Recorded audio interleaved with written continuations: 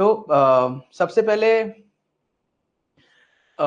Y anthro, anthro क्यों, Y anthro,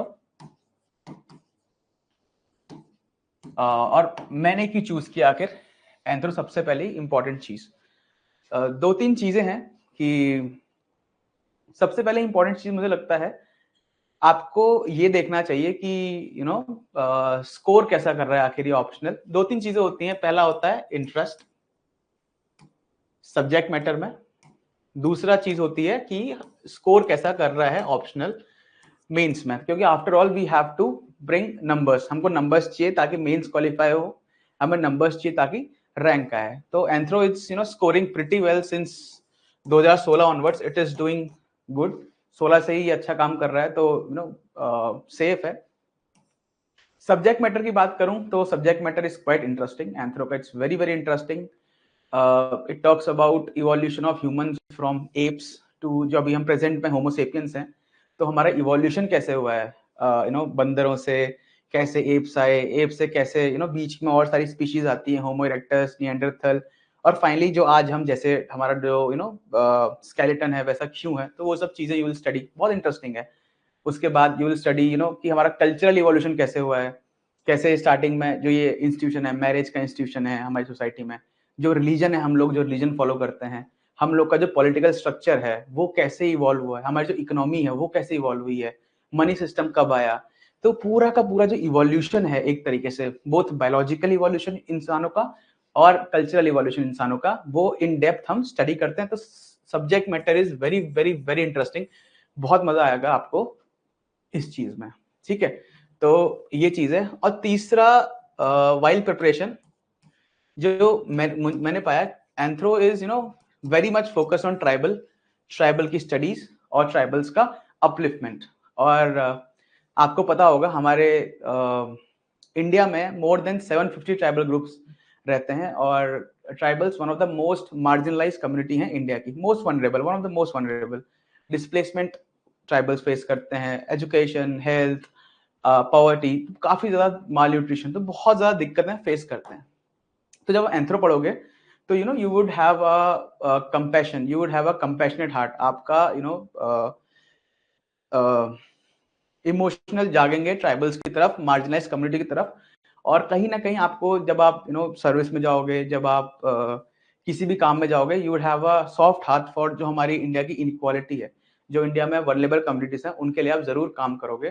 तो ये भी एक चीज बहुत ज्यादा इंपॉर्टेंट है कि हम सब्जेक्ट से सीख क्या रहे हैं, सब्जेक्ट को हम इम्प्लीमेंट कहाँ कर रहे हैं। तो इस सब्जेक्ट को इम्प्लीमेंट करते हो आप, जो हमारी सेक्शन, जो वनरेबल सेक्शन है, जो मार्जिनलाइज सेक्शन है, जिनके पास लाइवलीहुड की कमी है, तो उन लोग की अपलिफ्टमेंट के लिए आप लोग काम करना चालू करोगे। तो ये भी चीज बहुत ज्यादा इंपॉर्टेंट होती है कि आप आखिर पढ़ क्यों रहे हो, रीजन क्या है पढ़ने का। ठीक है, एग्जाम निकालना इज अ रीजन, पर मुझे लगता है कि एक रीजन लाइफ में ये भी होना चाहिए कि आप अचीव क्या करोगे वो चीज पढ़ के। तो यहाँ ये चीज अचीव करोगे कि आप जो वल्नरेबल सेक्शन है उनकी हेल्प करोगे। ठीक है, तो ये रीजन है एंथ्रो लेने के मेरे। नाउ विल स्टार्ट कि प्रिपेयर करना कैसे है। ठीक है, अब प्रिपेयर करना कैसे है एंथ्रो का, तो तीन चार चीजें हैं प्रिपेयर करने के लिए। फर्स्ट इज आपका बेसिक कंटेंट।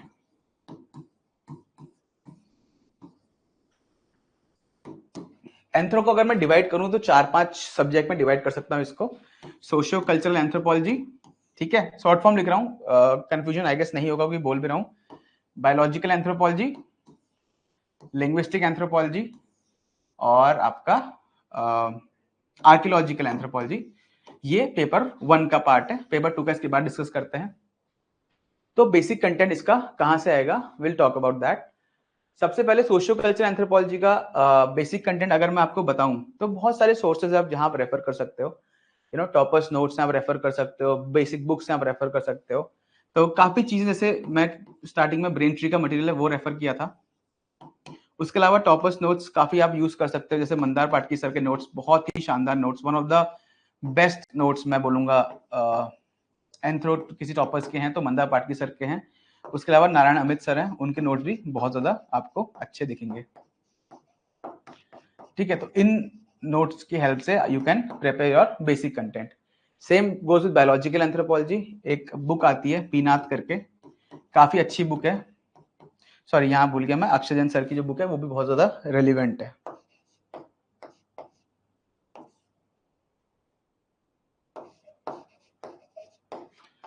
तो ये कुछ बुक्स हैं जहां से आप बहुत अच्छा कंटेंट डिराइव कर सकते हो। बायोलॉजिकल एंथ्रोपोलॉजी के लिए मोस्टली पीनाथ, अक्षय जैन सर की बुक और नारायण अमित सर के नोट्स, ये मैं रेफर करता था, जो कि बहुत रेलिवेंट है। Linguistic anthropology again Akshay Jain sir की बुक से मैंने वो किया है। एंड आर्कियोलॉजी के लिए मैंने यूज किए हैं सचिन गुप्ता सर हैं, उनके नोट्स यूज करे हैं मैंने, और नारायण अमित सर के नोट्स मैंने यूज करे हैं। ठीक है, तो आपका जो बेसिक कंटेंट है ना वो in sources, this is about paper 1। Paper 1 की बात हो रही, पेपर 2 की बात अभी करते हैं हम लोग।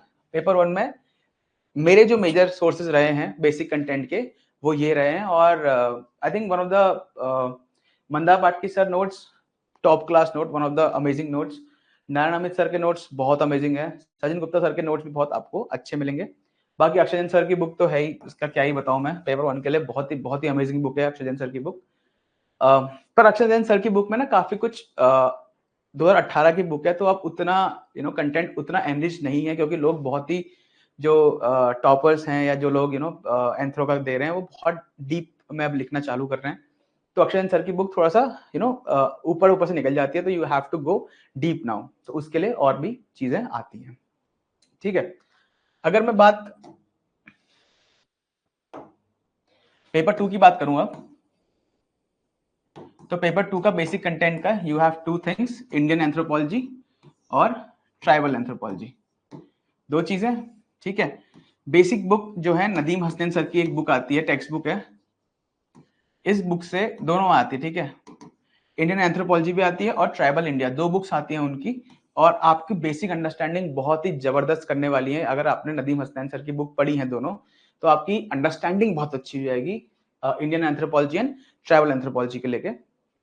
उसके अलावा यू कैन रेफर टू, अब बाकी के नोट्स आप रेफर कर सकते हो। ठीक है, जैसे ट्राइबल एंथ्रोपोलॉजी के लिए स्पेशली मैंने मंदार पाटकी सर के नोट्स इस बार बहुत ज्यादा रेफर करे हैं पेपर 2 के लिए, बहुत ही ज्यादा, मैं बता रहा हूँ बहुत अच्छे नोट्स हैं। You can easily refer to his notes both for paper 1 and both for Indian anthropology as well as for tribal anthropology। आप इनके नोट्स पे, नदीम हसन की book and Manda Pataki sir के नोट्स पे आप रिलाई कर सकते हो। अभी तक के मुझे लगता है कि one of the best notes इनके हैं। तो ये मेरा बेसिक कंटेंट आपको दिख जाएगा कि मैं इससे प्रिपेयर करता था। Now will move on to the दूसरा पार्ट जो है इसका, वैल्यू एडिशन का पार्ट। ठीक है,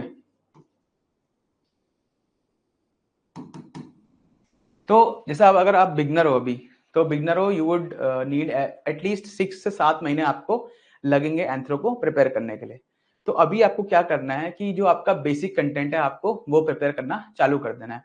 अच्छा, अगर आपके पास टाइम है ना, तो you should read this book, amber and amber नाम से बुक आती है, दोनों हस्बैंड वाइफ है, एम्बर दो हस्बैंड वाइफ है, उनकी एक बुक आती है एंथ्रोपोलॉजी क्या है आखिर, क्योंकि अगर आप स्टार्ट ही कर रहे हो तो you do not know what is anthropology.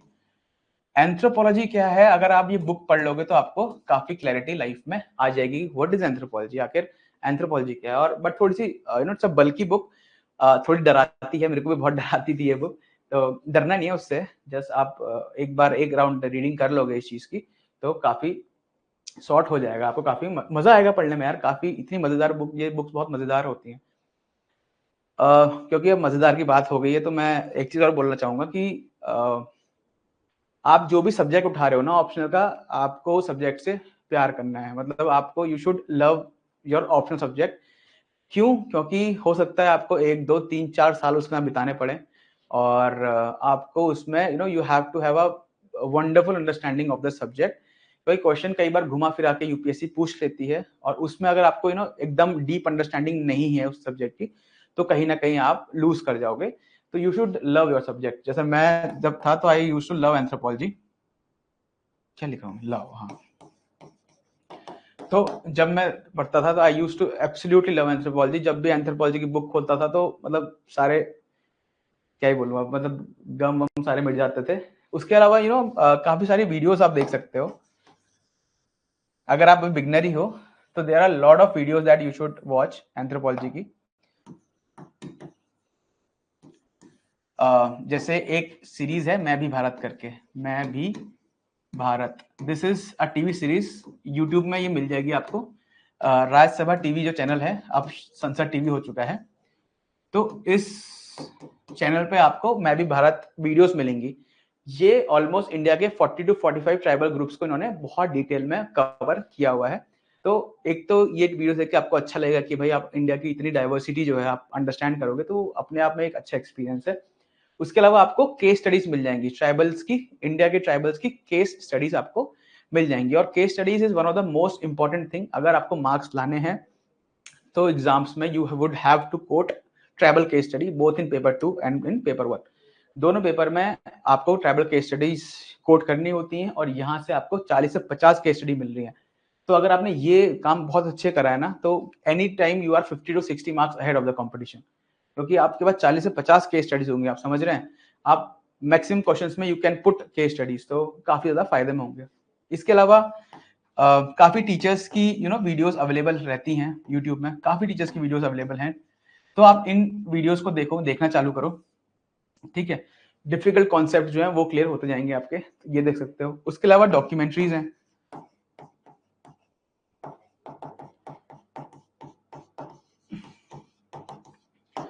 इस बार एक 2023 में एक क्वेश्चन आया था कि what are the controversies which are associated with the field work of Bronislaw Malinowski and Margaret Mead. तो इनके फील्ड वर्क में कुछ कुछ कंट्रोवर्सीज हैं जो पूछा गया था। तो ये आपको ना कहीं नहीं मिलेगा सिवाय डॉक्यूमेंट्रीज के। तो मैंने एक सचिन गुप्ता सर की वीडियो देखी थी जब मैं स्टार्ट करा था 2021 में प्रिपरेशन स्टार्ट किया था, तो उन्होंने 2 डॉक्यूमेंट्री शेयर करी थी, सेम यही डॉक्यूमेंट्रीज थी कि फील्ड वर्क में क्या कंट्रोवर्सीज हैं मेलिनोव्स्की की और मार्गरेट मीड की। और वो वीडियो मैंने कसम से बोल रहा हूँ सिर्फ एक बार देखी लाइफ में, और सिर्फ एक बार देखी लाइफ में, पर वो वीडियोस मेरे दिमाग में छपी हुई थी क्योंकि मैंने वो देख रखी थी और एग्जाम में डिट्टो वही क्वेश्चन आ गया और मैंने वो अटेम्प्ट किया है और अच्छे नंबर आए, इसका मतलब उसमें मुझे नंबर अच्छे मिले। तो डॉक्यूमेंट्रीज जो है आपको कुछ भी एंथ्रोपोलॉजी रिलेटेड डॉक्यूमेंट्रीज मिलेंगी, यू शुड वॉच देम। इससे क्या होगा, आपका टाइम पास भी अच्छा होता जाएगा और आपका एंथ्रो का अंडरस्टैंडिंग, एंथ्रो का स्कोर अपने आप इंक्रीज करना चालू हो जाएगा, ठीक है। यार अगर कहीं स्पेलिंग मिस्टेक कर देना तो प्लीज माफ कर देना मुझे, हो सकता है कहीं कुछ कर दूंगा, तो वो चीज है। उसके अलावा हाँ, वैल्यू एडिशन हम बात करते हैं वैल्यू एडिशन की, ठीक है। We are talking about value addition.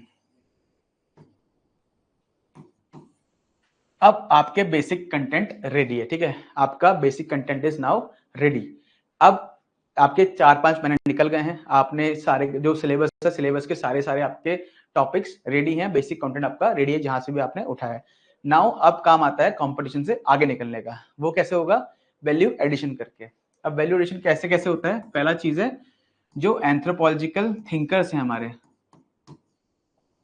Anthropological thinkers हैं, उनकी जो बुक्स हैं, ठीक है, और जो आर्ग्यूमेंट्स हैं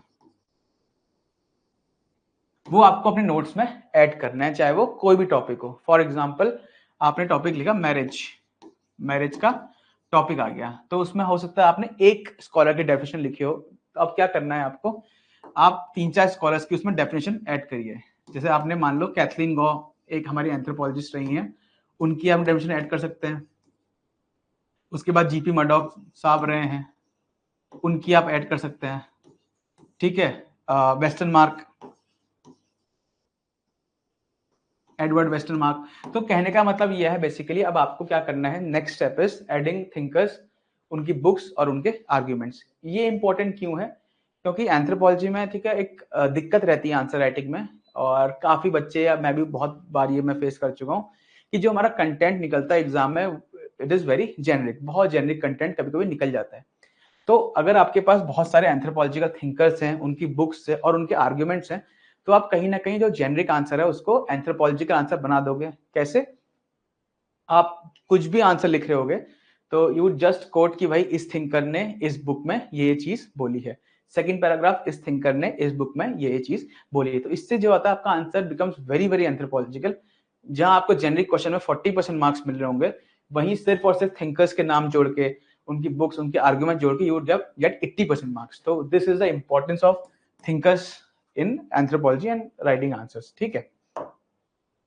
सेकंड वैल्यू एडिशन जो है वो है केस स्टडीज में बात कर चुका हूं इसकी पहले भी। केस स्टडीज एंड एग्जांपल्स, किसके एग्जांपल्स? ट्राइबल्स के एग्जांपल, ठीक है, ट्राइबल्स के एग्जांपल। नाउ अब आपका दूसरा टास्क रहेगा कि ट्राइबल्स की केस स्टडीज और ट्राइबल्स के एग्जांपल्स रेलेवेंट जगह पे ऐड करना। This is your second task now. Tribals के एग्जांपल्स दोनों वर्ल्ड के ट्राइबल्स के example as well as India के ट्राइबल के एग्जांपल्स। और फोकस आप इंडिया पे रखोगे, क्यों? क्योंकि एग्जाम इंडिया वाले करवा रहे हैं, इसलिए इंडिया के ट्राइबल्स पे फोकस रखोगे। और कोई भी क्वेश्चन आएगा तो आपको ट्राइबल जहां पे रेलिवेंट है यू शुड कोट ट्राइबल्स, उनकी case studies you should quote. तो सेकंड वैल्यू एडिशन जो आपका रहेगा वो ट्राइबल्स रहेगा। उसके अलावा थर्ड जो रहेगा वो है डायग्राम्स। थर्ड वैल्यू एडिशन रहेगा डायग्राम्स। एंड डायग्राम्स स्पेशली आपको बनाने हैं फिजिकल एंथ्रोपोलॉजी में एंड आर्कियोलॉजिकल एंथ्रोपोलॉजी में। फिजिकल एंथ्रोपोलॉजी में यू कैन बोन्स के डायग्राम्स, स्कल्स के डायग्राम्स इजीली बना सकते हो आप। आर्कियोलॉजिकल एंथ्रोपोलॉजी में यू कैन ड्रॉ मैप्स कि वो साइट्स कहाँ से मिली हैं। You can draw tools, artefacts आप ड्रॉ कर सकते हो। तो इससे भी आपको एक्स्ट्रा एज मिलता है। क्यों? क्योंकि एक आपकी कॉपी दिखती है बहुत सुंदर, अगर डायग्राम बनाते हो तो अलग चमकती है कॉपी। और दूसरा आप डायग्राम बनाते हो तो आपको एग्जाम को लगता है कि आप सिर्फ रट के नहीं लिख रहे हो, you know the practical applications. क्योंकि आप बोन्स दिखा दी कि ऐसे ऐसे बोन्स होती थी, आप मैप में जगह लिख दी आपने, ऐसी ऐसी जगह होती थी, तो उससे काफी ज्यादा इंप्रूवमेंट आपके मिल जाएगा मार्क्स में। तो ये वैल्यूएशन है। एक और चीज होती है वैल्यूएशन, बट वो आप लेटर स्टेज में सीखोगे जब आप आपके पेपर 1 पेपर 2 के नोट्स बन गए हैं, थोड़ा बहुत वैल्यूएशन आप कर चुके हो, तो एक आता है connecting paper 1 and paper 2। Paper 1 is generic anthropology, paper 2 is Indian anthropology, ठीक है। तो अब आपको क्या करना है, दिस इज कम्स, ये लेटर आएगा क्योंकि अभी आप दोनों जब पेपर पढ़ लोगे उसके बाद आपको ये चीज ज्यादा समझ में आएगी। आपको जो कॉन्सेप्ट्स हैं पेपर 1 के और पेपर 2 के उसको कनेक्ट करना है, इंटरलिंक करना है। फॉर एग्जाम्पल मान लेते हैं कि क्वेश्चन आता है impact of globalisation on tribal economy. Globalisation का इम्पैक्ट ट्राइबल इकोनॉमी में क्या होता है? This is a question. ये पहले पेपर का क्वेश्चन है हमारा, इकोनॉमिक एंथ्रोपोलॉजी का क्वेश्चन है कि ग्लोबलाइजेशन का इम्पैक्ट ट्राइबल इकोनॉमी में क्या होता है, ठीक है। तो आप सब लिख दोगे, उसमें एक चीज आप ये लिख सकते हो, दिस इज फ्रॉम पेपर 2, कि जो NMS कॉम्प्लेक्स है ट्राइबल का, ये पेपर 2 में आएगा टॉपिक। NMS कॉम्प्लेक्स का मतलब होता है nature, man, spirit. Spirit is जो उनके गॉड होते हैं, मैन इज ह्यूमन और नेचर इज उनका इन्वायरमेंट या इकोलॉजी। तो ट्राइबल्स का ना एक बैलेंस होता है, उनका बैलेंस बना होता है, नेचर, उनका जो इन्वायरमेंट है, उनकी फॉरेस्ट इकोलॉजी, उनके जो सोशल इंस्टीट्यूशंस हैं और जो उनके गॉड हैं, उनके बीच में एक बैलेंस होता है। तो जब ग्लोबलाइजेशन आता है तो ग्लोबलाइजेशन की वजह से क्या होता है कि भाई वहाँ बड़ी बड़ी कंपनी आ रही हैं, वहाँ रोडें बन रही हैं, वहाँ हाइड्रो पावर प्रोजेक्ट्स बन रहे हैं, जिसकी वजह से क्या होता है ट्राइबल्स लोग हो जाते हैं डिस्प्लेस, अपने ही घर से उनको खदेड़ दिया जाता है। जिसकी वजह से क्या होता है उनका जो NMS कॉम्प्लेक्स है, जो एक बैलेंस बना हुआ है उनकी जिंदगी में, वो बिगड़ जाता है। क्यों? क्योंकि उनके फॉरेस्ट छिन गए। ट्राइबल्स के जो देवता लोग हैं, जो उनके भगवान लोग हैं, वो उनके फॉरेस्ट में ही बसते हैं, अधिकतर जगह फॉरेस्ट में बसते हैं, ठीक है। तो वो उनसे दूर हो गए। और उनके सोशल इंस्टीट्यूशन जो है, क्योंकि जब उनको निकाला जाएगा तो आपस में जो उनका किनशिप, जो उनके रिलेशंस हैं, उनके जो भाई बंधु लोग हैं, दोस्त लोग हैं, उनसे वो दूर कहीं ना कहीं हो जाते हैं। तो उसके वजह से उनका जो किनशिप है, जो उनका सोशल इंस्टीट्यूशन है, वो भी कहीं ना कहीं चोट लगती है। तो उनका जो NMS कॉम्प्लेक्स है वो डिस्टर्ब होता है। तो इस तरीके से you have to connect paper 1 और पेपर 2 का आपको कनेक्शन करना होगा। But this will come towards later end of your preparation, ये आपके अंदर खुद आएगा अगर आप अच्छे से पढ़ते हो, अगर आप इंटरेस्ट दिखाते हो एंथ्रो में, डीप स्टडी करते हो, तो ये आप खुद ब खुद आप सीख जाओगे, समझ जाओगे, ठीक है। This connections become very very important. उसके बाद एक और चीज आती है, अब आपके नोट्स रेडी हैं, ठीक है। एक चीज और आती है, रोल ऑफ PYQs। PYQs की मैं बात करूं तो मुझे लगता है, जो मेरी एनालिसिस बोलती है, 80 to 90% जो क्वेश्चंस आते हैं ना एग्जाम में, they are PYQs in some form, ठीक है। PYQs इन सम फॉर्म 80 से 90% क्वेश्चन जो आएंगे एग्जाम में किसी ना किसी फॉर्म के PYQs में वो आएंगे, ठीक है। तो इसकी वजह से PYQ are super important, super मतलब सुपर इंपॉर्टेंट। और कई लोग दो नोट्स बनाने के दो स्टाइल होते हैं।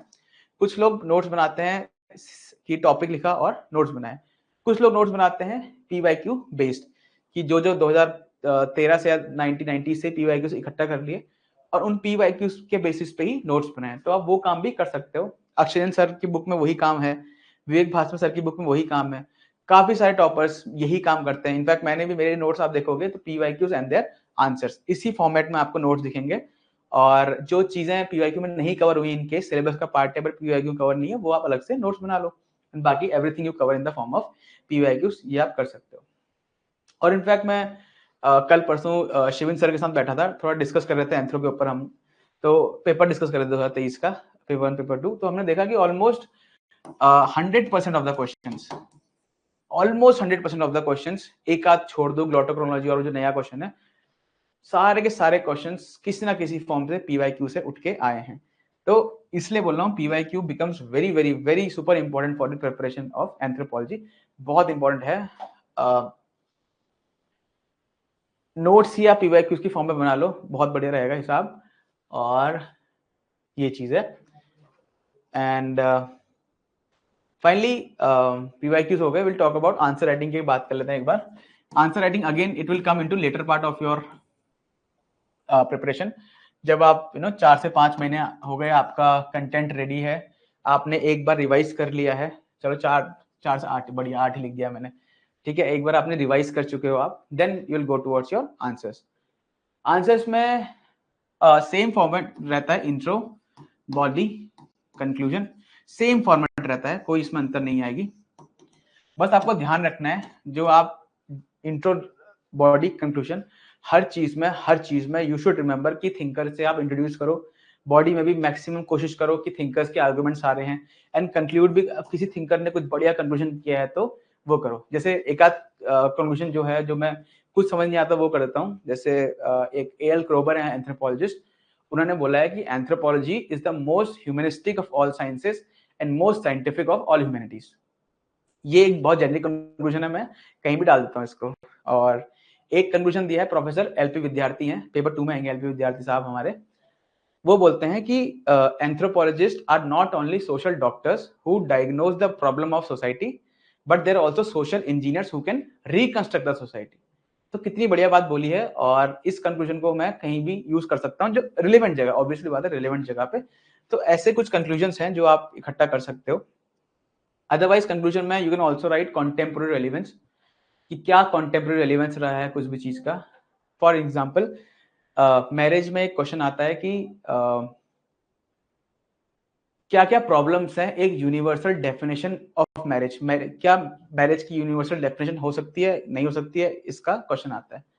तो टुवर्ड्स द एंड हम यही बोलते हैं कॉन्टेम्पोररी रेलिवेंस, कि बहुत डिफरेंट टाइप की मैरिजेस इमर्ज कर रही हैं, जैसे कि contract based marriages, single parent families बढ़ गई हैं, लिव इन रिलेशनशिप्स बढ़ रहे हैं, उसके ऊपर जेंडर आइडेंटिटीज इतनी सारी हो गई हैं, तो उनके बीच में मैरिज कैसे होगी, वी डू नॉट नो।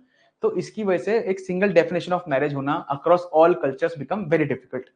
तो this is what is contemporary relevance. तो कहने का मतलब यही है कि आपका आंसर एकदम इनरिच्ड होना चाहिए, कंटेंट एकदम भरा होना चाहिए उसके अंदर, थिंकर्स होने चाहिए उनके अंदर, case studies case studies examples होने चाहिए उनके अंदर, डायग्राम्स होने चाहिए उसके अंदर। तो जाके आपको 70 to 80 to 90% नंबर आप स्कोर कर सकते हो किसी एक क्वेश्चन में, ठीक है। तो पर इसको विल कवर लेटर पार्ट में कवर कर लेंगे, क्योंकि most of you are beginners, ठीक है। और मुझे लगता है मोटा मोटा मैं कवर कर ही चुका हूँ। एंड यार वही है यार, आपको अगर आप इफ यू आर श्योर कि आपको एंथ्रो ऑप्शन लेना है, तो आपको उससे प्यार करना शुरू करना पड़ेगा, और हो जाएगा यार। मतलब इतना अच्छा सब्जेक्ट है, हो जाएगा। और एक डाउट लोगों को होता है कि क्या मैं कॉमर्स बैकग्राउंड का हूँ, क्या मैं आर्ट्स बैकग्राउंड का हूँ, मैं एंथ्रो ले सकता हूँ? तो मैं कहता हूँ कि भाई बिल्कुल ले सकते हो, कोई दिक्कत नहीं है। बिल्कुल सबके नया सब्जेक्ट है, कोई ऐसा समस्या नहीं है कि आर्ट्स वाला नहीं ले सकता, ले सकती है, या कॉमर्स वाला नहीं ले सकती है, ऐसा कुछ नहीं होता है। मुझे लगता है कि कोई भी बंदा एंथ्रो ले सकता है और उसमें अच्छा स्कोर कर सकता है। बस शर्त यही है कि आपको एंथ्रो बहुत डीप में पढ़ना है, पूरे मन लगा के, पूरे दिल लगा कर पढ़ना है, और जो भी वैल्यू एडिशन है आपको बहुत ज्यादा स्मार्ट खेलना है, बहुत ज्यादा विजिलेंट रहना है। जो भी चीजें आपको कुछ भी आपको मान लो रिसोर्स मिल रही है अच्छी सी, कोई किसी ने डॉक्यूमेंट्री भेज दी, किसी टीचर ने यूट्यूब में कोई अच्छा लेक्चर डाल दिया, कोई डिफिकल्ट टॉपिक का लेक्चर डाल दिया, तो फट से देख लिया, उसको अपने नोट्स में ऐड कर लिया। तो बी स्मार्ट, एकदम स्मार्ट खेलना है। पूरा यूपीएससी यार स्मार्ट बनने का गेम है, you have to be smart. अगर आपको यूपीएससी क्रैक करना है तो you have to be smart, वरना बहुत दिक्कत हो जाएगी और बहुत टाइम लग जाएगा। तो you have to play very smartly, चाहे जीएस में चाहे ऑप्शनल में, ठीक है।